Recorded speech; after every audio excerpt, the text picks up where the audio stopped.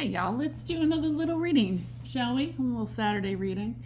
I've got a New Year's resolution, if you will. Best time to do New Year's resolutions is in November, by the way, and then implement them immediately. But I have a New Year's resolution, and that is I'm not going to dilly-dally. And any time that I spend in rest, I'm going to be learning something or teaching something. So I needed to take a little break today from my activities and thought, well, if I need to sit down, let's do a reading. I already shuffled. We're looking at the Seven of Wands. I love this deck so much. I think this might be a 5 card. We've got the Emperor. We've got the Three of Cups. This is just a blind reading. I didn't have anything in mind. It's whatever comes from the universe.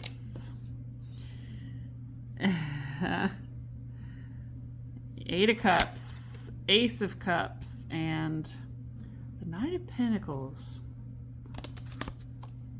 I got the Six of Pentacles driving that too. Everything brought to you by the Seven of Wands. Remember that? Wow.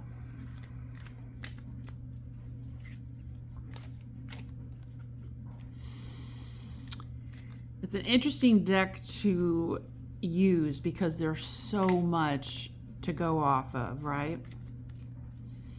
You've got the Knight of Pentacles who's on the move. And his cape looks more like wings, right? He's ready to take off. The Knight of Pentacles in other decks is not so active, right?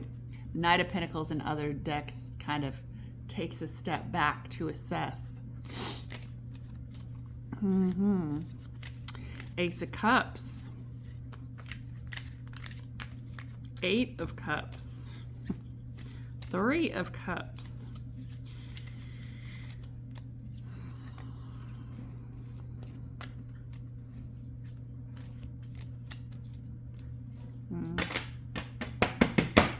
I'm getting, I lost everything. How could I let that happen?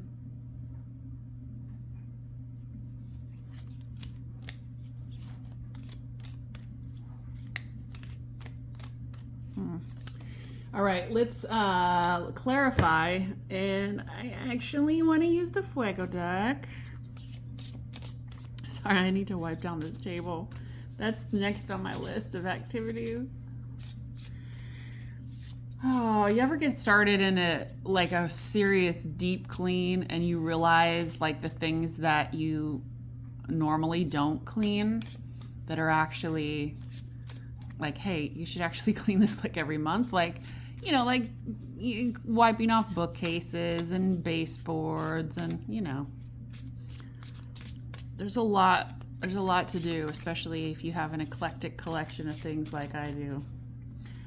Interesting. Okay, we've got the Knight of Pentacles clarifying, as well as the Two of Wands.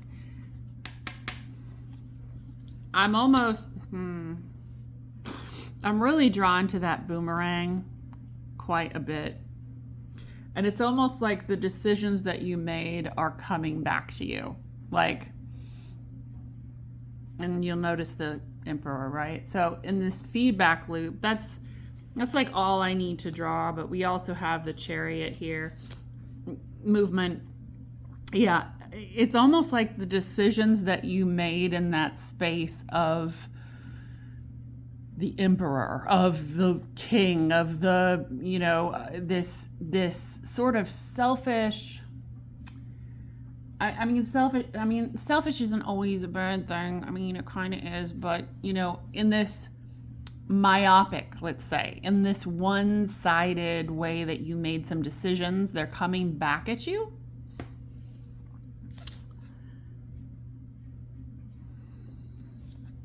But it was almost like you didn't think you had a choice, but now you realize you definitely had a choice. It was a decision maybe that you, it was a decision that you maybe thought you didn't have a choice in the matter, or like this was just the way that you had to do things, or you didn't care and so this is what you're going for. It could be a multitude of different reasons why you went down that path that you chose, but now it's coming back to you and you had no idea that it was going to. Very much a feedback loop, very much a boomerang, very much it. I'm not seeing it as overthinking. What I'm seeing is just it. The energy is spinning round back, like just like it's like a punching bag, and you thwapped it, and then you got real close to it, and it's bang, bang, bang, bang, bang, banging on your head. You know what I mean? Like, you're not overthinking it. It is just kicking your ass right now. Interesting. What is this? I have a feeling it has to do maybe with love, because there's nothing but cups cards after that. Okay. I think, I don't want why? Okay, and remember, this. Keep in mind, there's not one single tarot reading that happens in a vacuum, and they're all influenced at the very least by the reader and the time in which they're pulled. But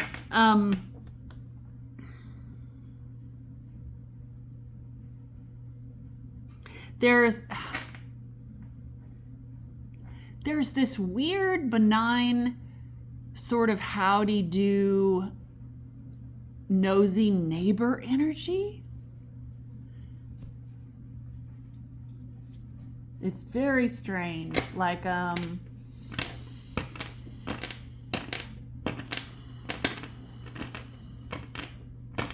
almost there's some type of third party.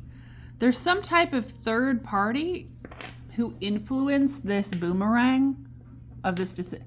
It's almost like, let's say, for example, I'm not saying this is what happened, but this is what the story that's sort of coming to my mind. So imagine that, like, you make a decision about somebody, maybe even to cut them out of your life, and it doesn't matter anymore.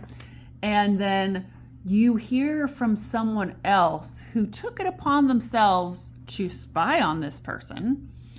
You hear from someone else who you're not even that close with, who's trying to sort of maybe get into your good graces. You hear from them about this person you cut off, and it's something you wish you were a part of.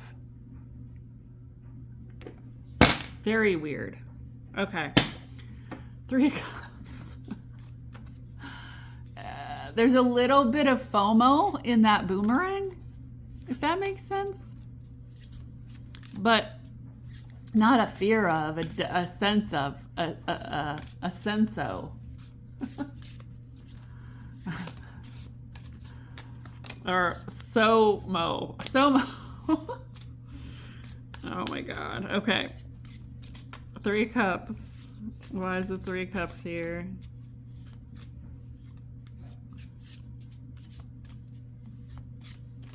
I mean, so the first thing actually that I saw when I pulled this 3 of Cups is, usually your 3 of Cups is going to have 3 people on it.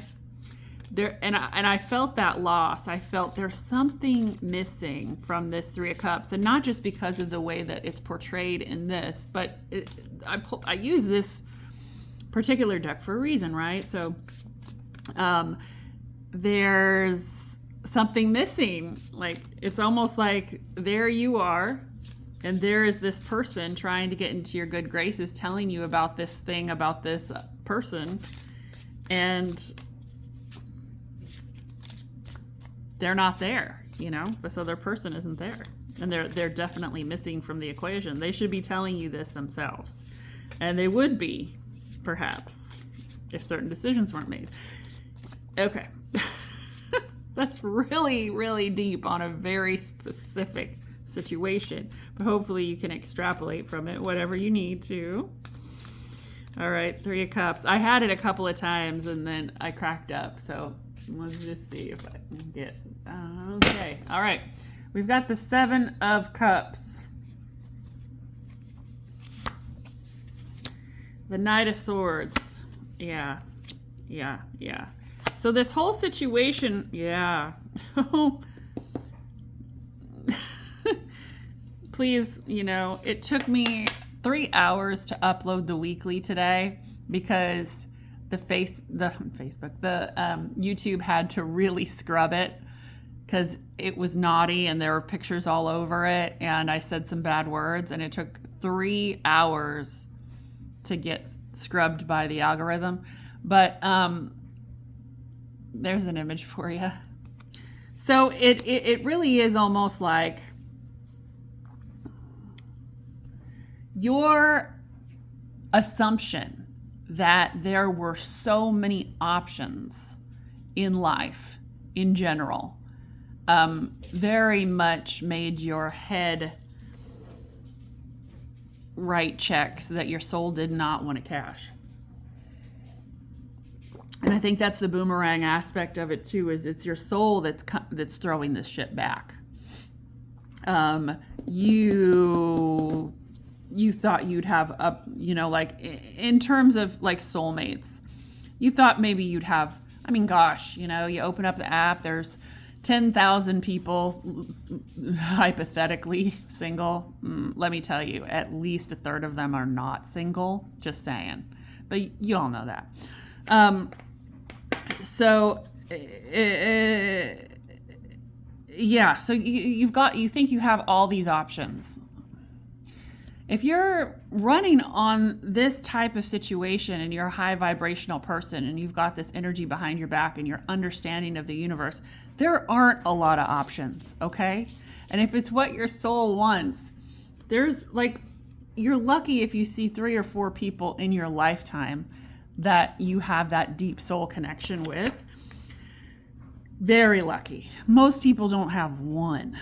All right, so you've kind of figured out that those options, it's like having okay, there's another one. This is bananas. But okay, so I don't know if you've seen the reel where somebody makes Brussels sprouts look like cake pops. And so you've got a whole like tray full of cake pops, right? And you've got a hold of a real one, of a real cake pop, and you bite it down and you say, "Oh, this is delicious." And the server's like, "Oh, well, you could trade it in for one of these other ones." And rather than saying, "No, thank you very much, I'm going to go ahead and finish this delicious one that I already know I love," you say, "Oh, okay, let me try something else. Why not?" And you put down the good, authentic one, you pick it up, and it's a Brussels sprout covered in icing. Those are the choices that you realize that you have. There's the tower. It's like, oh, not everything that glitters is gold. Not everything that's available to me is worth pursuing. Wake the fuck up. Not real 7 of Cups stuff. Real 7 of Cups stuff right there. Okay. I'm so sorry. I'm in a whole different universe today. I swear to God. I don't even know that I'm here. I'm just cleaning my house, trying to do some exercising, playing with my pups, enjoying the shit out of life, getting ready for company to come. Just, it is what it is. Y'all are going to get raw and unfiltered, just like the Ace of Cups. That's raw milk right there. 8 of Cups. Why is it here? Oh my God. 8 of Cups. Rare form. Rare form. 8 of Cups. Yeah, okay. So... yeah, this is all part of the story. This is all one. There's not an evolution. It's telling the same story. So we've got the King of Wands. And this is the bullshit king. This is the emotional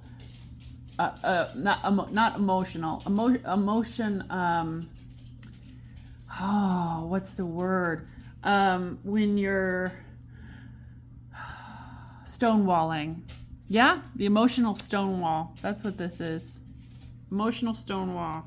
8 of Cups makes sense. The Hermit, again, makes sense. The Fool. Yeah, you want to start over. Are you ready? Are you ready to start over? Is this a true new beginning? Timing. And the 3 of Cups. Feedback is crazy off of this pull. The feedback is bananas. Yeah, your idea of starting over is a bit, well, to say it kindly, it's a bit ambitious, but it's a bit delulu, to be honest. You've got this opportunity, this 3 of Cups, this beautiful way of living, this abundance in your head, but for now you're keeping it to yourself. That doesn't make much sense to me. So in this story, you figured this out. This thought is coming back to you. You've realized that maybe the decision that you made was in haste or with the wrong information, and someone has told you something that makes you believe otherwise, and that maybe you need to recant that sentiment. And you've got so much love to give. There's someone missing, but the potential to start over is there, but it's a bit delusional. So you are staying hermitized. You are staying in seclusion. You are keeping to yourself, and you're stonewalling. I don't know who this is for, but golly. Okay. This might be for someone you love too. Keep that in mind. It does, I'm just, if you've been thinking about someone, or someone has been particularly on your mind, and you asked for answers about that person, this could be them. I'm just saying. Ace of Cups. Where's the other? We've already pulled the Ace of Cups, so it's not coming up here. All right, Ace of Cups. What is it doing here?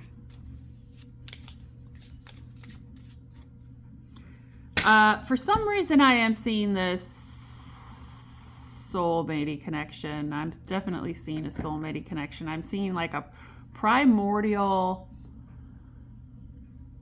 like almost like before time. Like it's like soulmate that goes so far back. And maybe that's the problem. Maybe you've been disconnected. And the world, the 3D world, was entirely different the last time y'all were together. So you're trying to make sense of everything. When you think you had a handle on making sense of your life, here comes this entity, this person, this soulmate from this whole different time and place. And it re-engages these primordial feelings in you, and you don't know how to deal with it. Neither does my dog. All right, so we've got the 8 of Cups naturally on the bottom, because this whole thing is just a feedback loop, because it's all about the same goddamn thing. 5 cards, 3 clarifiers on each, all about the same thing. What do we have here? The Knight of Cups. Ugh, we got them upside down and all around. The 7 of Wands and the King of Wands came back. Yeah.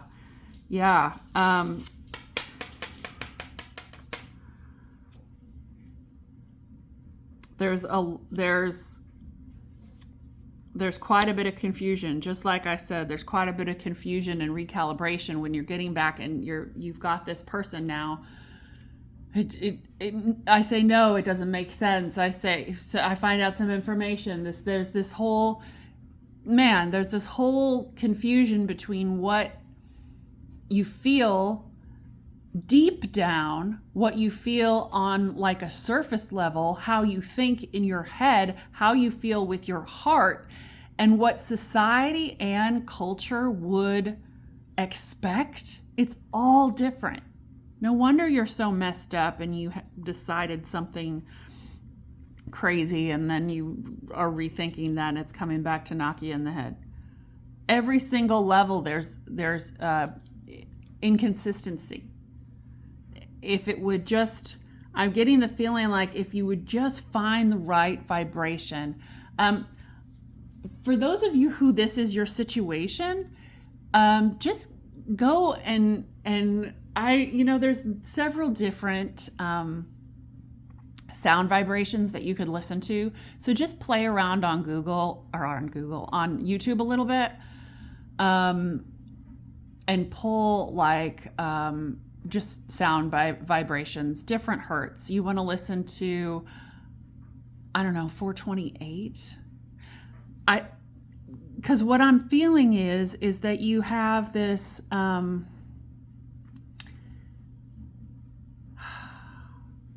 it's almost like there's this imbalance, like I said. So you've got culture and society's expectations telling you one thing. You've got your head telling you another thing. You've got your heart telling you another thing. You've got your soul telling you another thing. And then these feelings that are coming from this primordial soulmate connection are telling you a whole different thing. And you're just kind of completely dysregulated. And I'm not saying it will cure everything, but that's why I recommended listening to some of those frequencies, because it's almost like they're and at times maybe they could sort of balance out, because eventually this will be harmonious if you go with the flow. I think it'll always be disruptive enough to be interesting, if that appeals to you. Because if you're talking about a soulmate connection that deep, that causes you this much turmoil, it'll never be completely harmonious, but it'll be dysregulating enough to be interesting for the rest of your life. All right? How's that for a pitch? How would you like that as a marriage proposal? Don't forget, 8 of Cups is on the bottom for that. Okay. It's a sunny day. I might need to go outside and get some sun, like a little cat too. All right, Knight of Pentacles. Knight of Pentacles, why is it here? Knight of Pentacles in this particular deck reminds me a lot of the Fool. Just the way that the knight is leaping off the edge of the cliff there. He's kind of got a talisman like the little dog, but instead it's a bird. The bird obviously can fly off the cliff. And then, of course, the whole Cape Butterfly thing, transformation, evolution.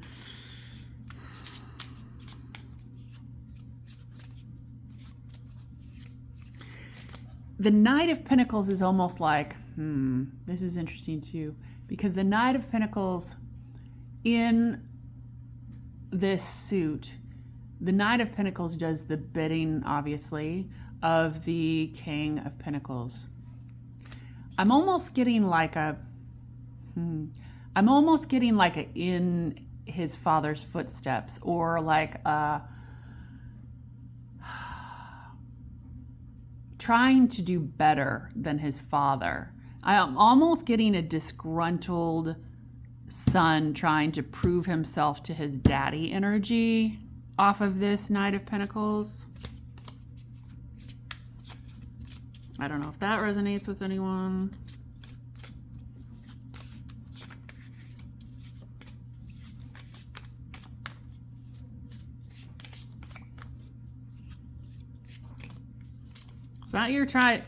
It's not they're trying to make their father proud. No. They're trying to do better. This Knight of Pentacles is trying to do better than the King of Pentacles for his own satisfaction. He's got to prove that he's better than... Interesting. My shoulders are getting a little tense. 5 of Cups, yeah. There's quite a bit of underlying sadness. And who do we have? The 7 of Pentacles. Yeah, there is... Okay, so this is the thing. Through this evolution, I've got to figure out a very, very tight way to say this. I'm just going to say it, but because nobody's watching anyway, what the hell. Listen,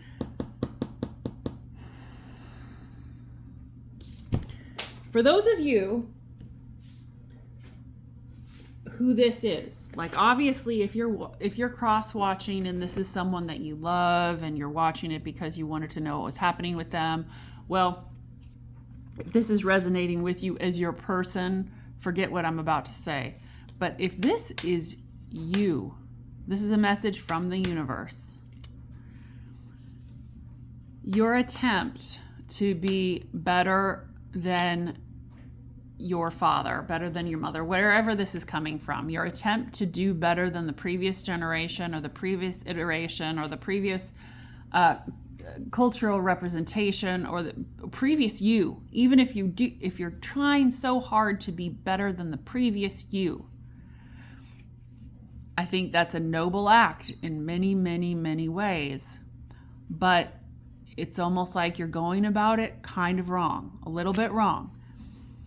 And the Seven of Pentacles was really elucidating to that fact with me.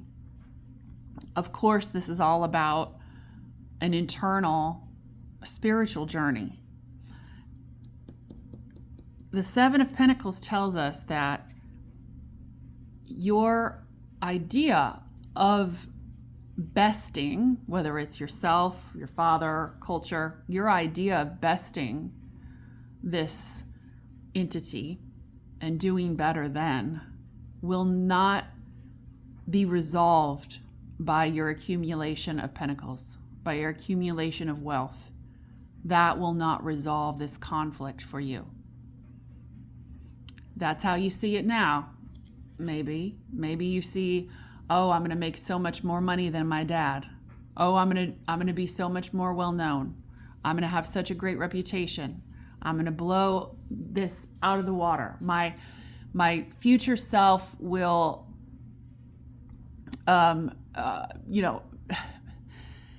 future self will be richer than my past self. If you think that material goods, money, status, fame is going to bring you to a place of evolution that is besting your father, mother, culture, yourself, your personal best, you're wrong.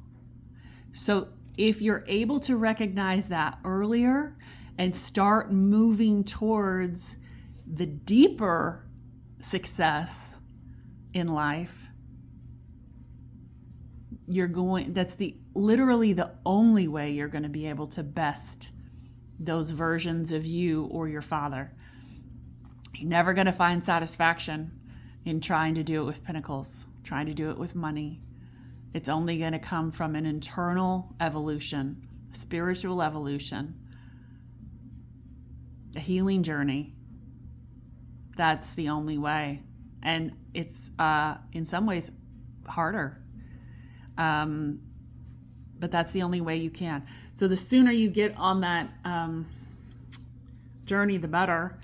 I understand that a lot of people might not understand what I'm talking about, but just let it resonate a little bit, and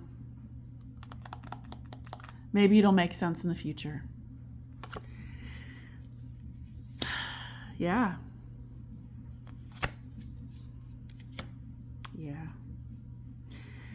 So it's only having your having this gauge of success set to success, money, this gauge of success set to money, set to fame, set to material wealth is only going to put you in the Ten of Swords. It's only going to make your life more miserable. You're going to be chasing your tail when, it's the advice of the universe. It would also be my advice too. But as you have opportunities to reach a spiritual path, just maybe look at them a little bit more intently. And you are, if you're watching tarot, right? if this is your person, this advice is for your person. Don't give it to them. They're not going to hear it. They need to hear it from a third person, or hear it internally. It's complicated. Okay? It's complicated. Some people never learn this lesson. And I mean, our storytelling culture, Hollywood, Netflix, Amazon Prime is chock full of this story. Right? It's an archetype. The son trying to out-succeed the father. And how does that work out? How does it work out in the stories? Not great. It never does. It never does, because the evolution at that point isn't greater success in wealth or fame or a kingdom or Wall Street or whatever it is. It's an internal evolution, a spiritual evolution. So that's the only way you can one-up him. I swear to God. I swear to God, that's the only way you can one-up this father figure or culture or expectations or yourself. The only way you can truly one-up any person or experience is through this other evolution, not through financial success. My voice is a very tiny voice and a cacophony of other voices that would tell you otherwise, but it is what it is. Just follow your soul. I mean, you only get one life to live, and at least this time around. And now I'm over talking. So let's go. Good luck. This is a lot. This is a lot to unpack. You might want to watch this a couple of times. Or listen to it a couple of times, but I love it. I actually love it because there's so much here. It's just a matter of which direction, how you're going to use it, how you're going to pick things going forward that influence the future you and your path and how you get to this next place. Okay. Thanks so much, y'all. Oh, God.